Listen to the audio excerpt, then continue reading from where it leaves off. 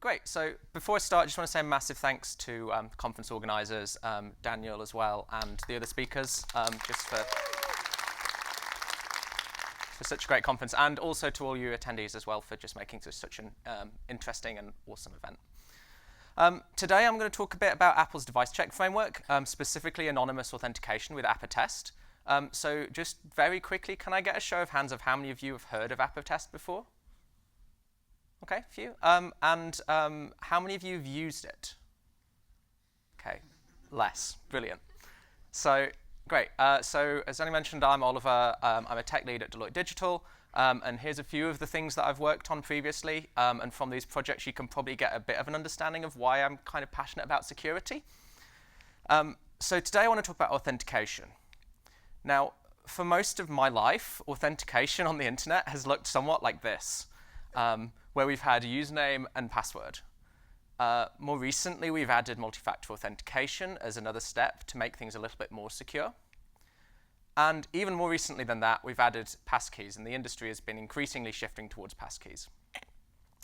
Now, this is great because it means that we can make sure that only valid users can make and request resources from our APIs. And if someone starts to abuse our APIs, we can add rate limiting or block that user and take other preventative measures to make sure that that fraudulent activity cannot occur. But these methods are all about ensuring that a specific user should have access to specific resources. They don't check whether the user is accessing them via our genuine website or app. And it can also give a bad user experiences by forcing us to log in just to access basic functionality that should be publicly available. What if we want to offer functionality to the user without them having to log in? What we want is something that will allow only our app to make requests to our APIs. Now, we've literally just heard from Eric about digital signatures, so what if we could sign requests so that we know that they only come from our genuine app? Now this key here, we can put a private key on the client, but this key now lives in our client. So how do we get it there securely? We can't bundle that up with our app. Because obviously someone else could take that out and move it to a different app. And now we've hit the age-old problem. How do I protect secrets in my client-side app? Well, the answer to this, as you might expect from the title of the talk, is Apple's DeviceCheck framework. Now, DeviceCheck contains two key fraud detection mechanisms, but today I'm specifically going to focus on Attest, which allows you to anonymously authenticate with your server. So you can use this to detect if fraudulent requests are being made directly to your server from a fake or fraudulent app.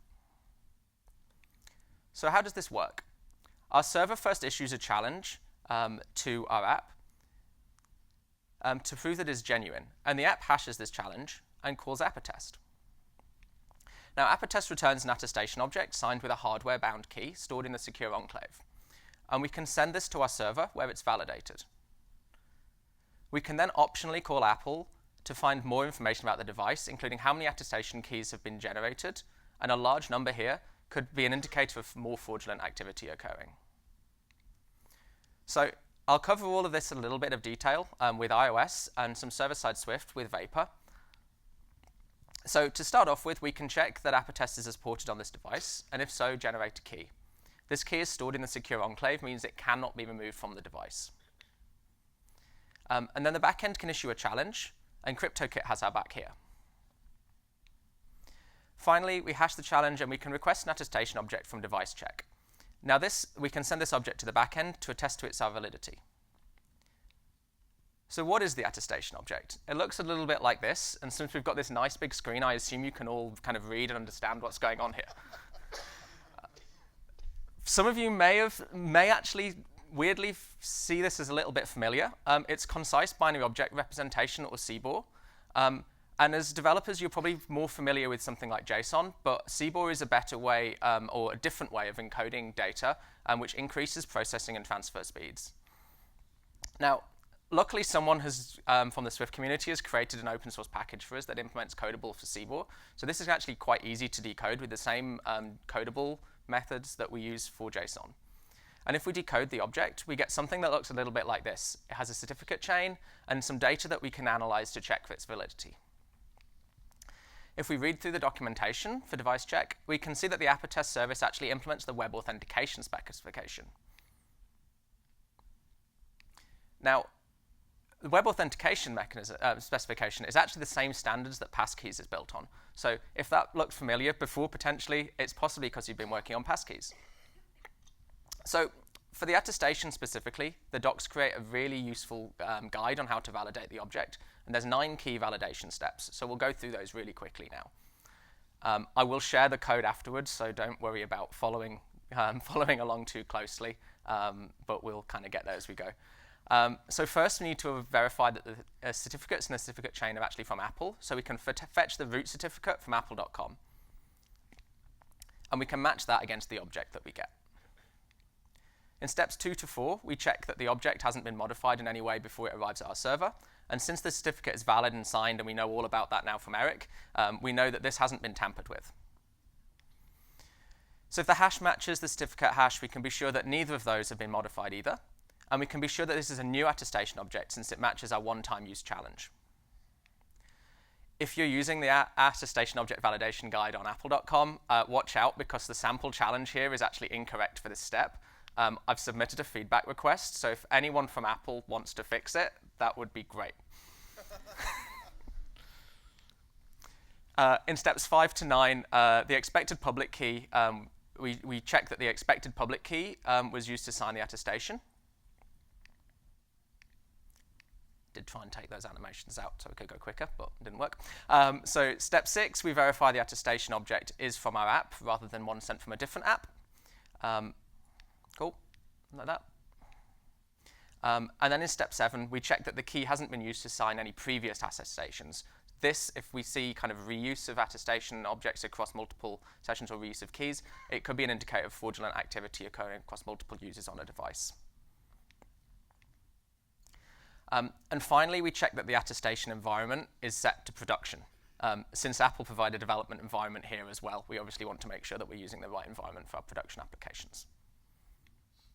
And that's it. We can now be really sure that the request that's been made is from a genuine instance of our app running on a genuine Apple device. And we should consider this app instance registered and store the key ID and public key somewhere for future use for assertions. So for future requests, we can generate assertions, which are a more lightweight version of an attestation. And we can also sign the request that we're making in the hash to add further protection against tampering of that request. First, to validate an assertion, it's similar to the steps we went through before, but a little bit more lightweight. So first, we verify that this is the expected request. We verify that the data is from the same device as we had before by checking the certificates. And we also verify that it's a more recent request than we had before to prevent replay, and there's a counter in the assertion object so that we know that it's a more future request. Now, if you need to support non-Apple platforms, which I imagine sometimes happens, I'd also recommend checking out the Google Play Integrity API and also Firebase App Check, which wraps both the Play Integrity API and Apple's Attest into a single integration point. So you can integrate once with Firebase App Check rather than both with Play Integrity and with Attest. But you kind of have those options if you want to integrate with both as well. So some resources and sample code are here. I'll share these all on Slack afterwards. And finally, I want to just leave you with a quick thought that may be somewhat controversial at a server-focused conference. But as we're able to put more and more trust into the devices that we hold ourselves, our devices can then trust each other more and more and communicate directly with each other. We can then begin to rely less and less on centralized servers, give more control back to our users, and produce a much more privacy-focused world. I've been Oliver Binns. Thank you for listening.